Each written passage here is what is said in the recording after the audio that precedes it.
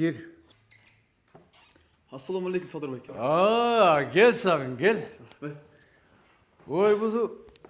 Taң atpay sen kayсы şamal uçurdu bu yaka. Үйленгөнүңө bir ay болду. Ушул үйдө bir маселе чыгып, мага кеңешкени келдиң го, Туура таптыңбы? Ооба Садыр Бey. Кана? Аялым эрте туруп тамак ашын жасап бербейт. Анан кээде кир жуса, шымдын чөнтөгүн карабай эле акча менен кошо жууп салат. Кечинде жумуштан чарчап келсем дагы уктап аткан болот. Тамак ашты да өзүм жылытып жейм. Анан Анан катуураак кармайын деп урушуп койсом, көзүнө мөлтүрөп жашын агызып эле отурат. Эми сиз психологиялык жактан элге жакшы кеңеш берип келе атпайсызбы? Туура. Анан эми кандай кылсам, эмне десем, катуураак кармасамбы? Кандай кеңеш бересиз мага? Мен невропатологияга тиешелүү оор китептерди окуп аябай түшүндүм. Бирок мынабу аял заты деген китепти окуп, мен да түшүнө албай койдум. Түшүнө элеби Садыр Беке?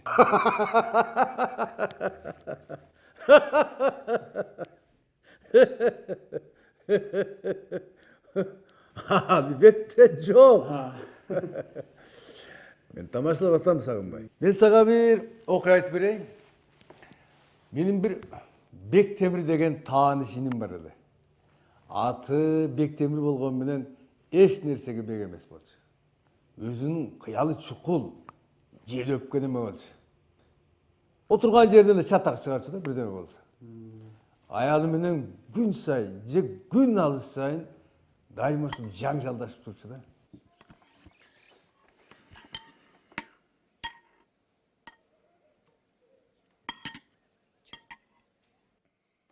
Бұл не деген тамақ? Не деген тамақ бұл? Картошкасын күйгізбейіпсің. Пиясын қарасың, пиясын. Құрғатылған балықтай мұнысы да күйіп қалыптыр. Эми ушундай майда чүйдө нерселерге кийлигишпей эле калчы. Тим эле кемпир болуп кетесиң да. Жебире элдин аялдарындай ол бала төрөк жарытпадың. Жаман катын кыз туйт, кыз туса да кышта туйт бол. Ай күйгөн тамак менен мен кыз тууганын эмне байланышы бар? Бул тема кайдан чыкты? Качан маанайын бузулганда ошону эстеймин мен. Мен сага канча айтам, бул сенден болот деп. Кандай түшүнбөгөн эмесиң? Бул кылган кылыктарыңды шайтан укса дагы, ой тобо, астапырла деп жиберет.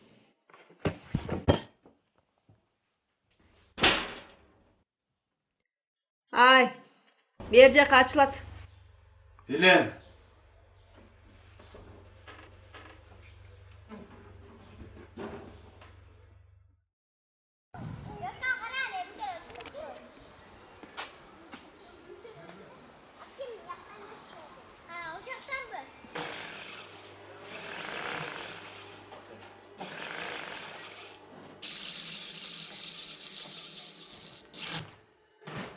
Отура беріңіз, саламатчылық.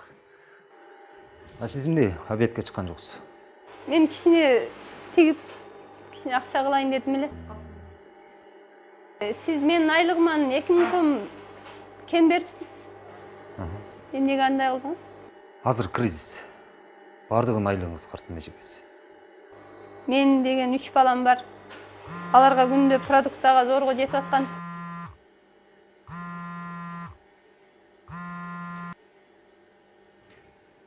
Анда эжекеси башка жака барып иштеңиз. Анан сүйлөшөлчү. Буякта иштеп аткандын бардыгын айлыгыңыз картын.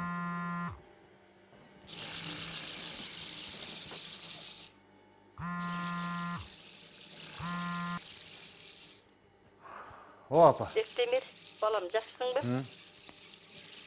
Сен эмне? Салима менен урушуп? Макул апа, макул. Эркек деген бир аз сабырдуураак болуш керек да балам. Ой, жок апа, азыр жумушта элемин. Үйгө барганда сүйлөшөлчү.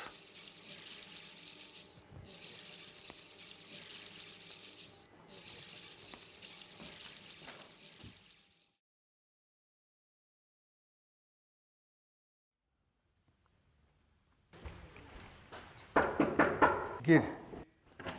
Салам алейкум. Алейкум. Жакшы турасызбы, байке? Ой, bu келбейт элең кайсы шамал учурду сени? Садыр байке, эмнесин айтасыз? Проблема толтура. Кризис. Үй бүлөлүк кризис. О. Эмне, дагы Салима менен уруштуңбу? Тажатты ошол катын. Же элдин катындарындай уул төрөп беребиз. Ой. Охо. Мен сага ушу X-Y хромосомаларын түшүндүрө албай койдум го. Эй, Бектемирим. Да.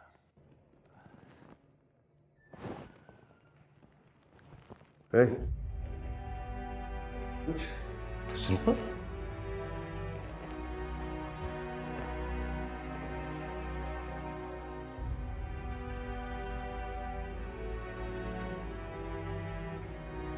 Birдеме көрүнөт.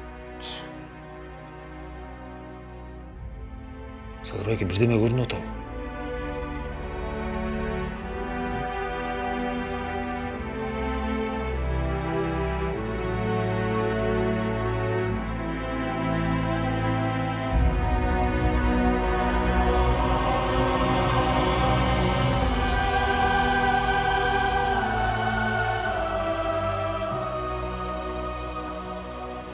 Бектемир.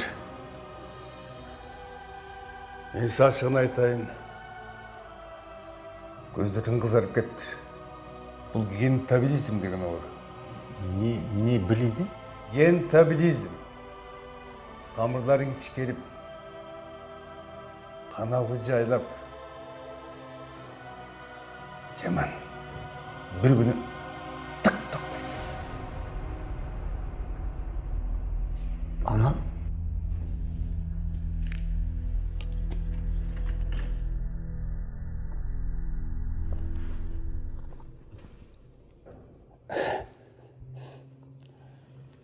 Бардығыңды көре бер.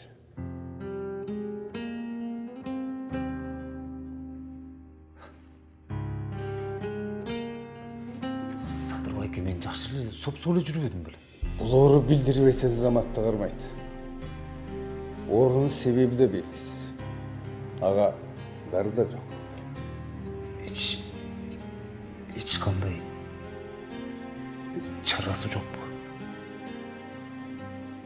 Жок.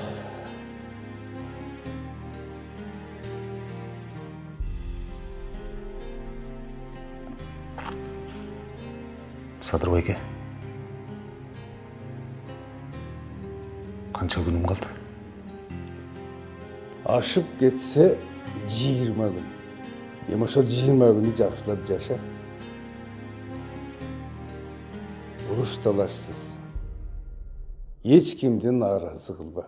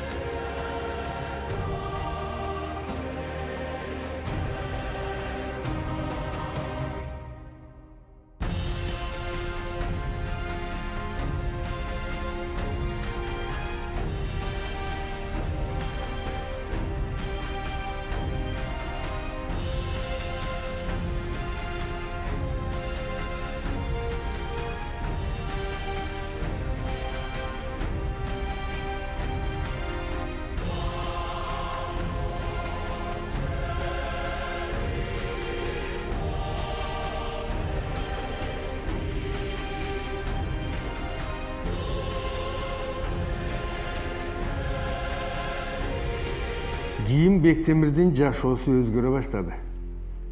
Ал түз эле барып, аялынан мыйлап кечирим сурады. Аялы да андан кечирим сурады. Үй бүлөсүнө чуу салганын токтотуп, 3 кызын жакшы көрө баштады. Атүгүл кызды үй берекелүү үй деп кыздары менен сыймыктана да баштады. Кайненесинен кечирим сурады. Дайманын алдына барып, ал жайды сурап турчу болду. Жумуштагылардын айлык акысын толук берчү болду. Атүгүл намазга жыгылды. Ичмей, чекмей дегендерден бүтүндөй алыстап, кайрымдуулуктарды кыла баштады. Ошентип күндөр өтө баштады.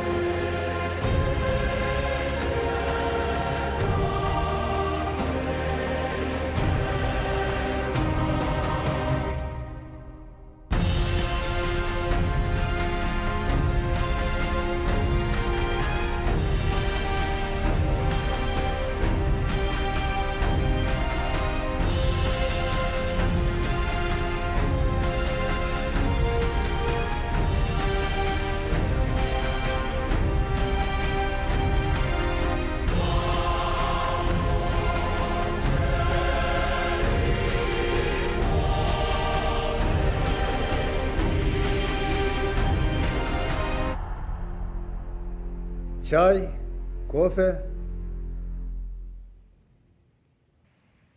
Садыр байке. 22-нчи күн болду. Ден соолугум чың. Дагы эле тирүүмүн го. Ошо 22 күндү кандай өткөрдүң? Өтө сонун Садыр байке. Өмүрүмдө мындай бактылуу өмүр сүргөн эмесмин. Дагы өмүр берилсе, анда ошондой жашамаксыңбы? Албетте. Албетте мындан жакшыраак жашамакмын. Анда ошондой жыргап жашай бер. Кандайча? Тиги өлүм генблизм. Гентабилизм деген оору жок. Мен жөн гана сага оюмдан чыгарып айтып койдум. Болгону сага жана бизге өмүрдүн, убакыттын, жакындардын канчалык баалуу экенин билдиргим келди.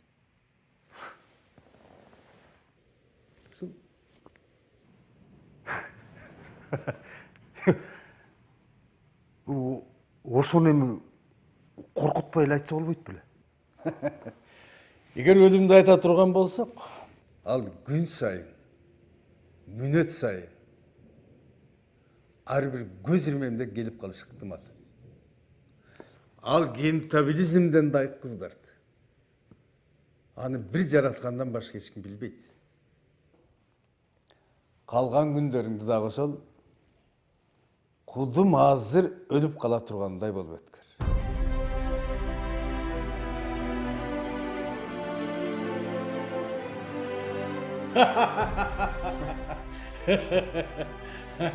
Ошол күндөн баштап Бектемир акең атына заты жарашкан адам болуп жашап келе жатат.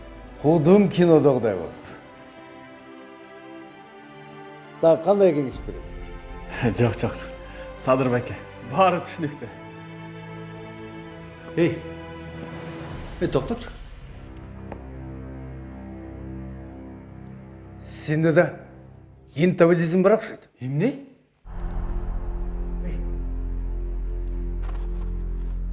Тамаша.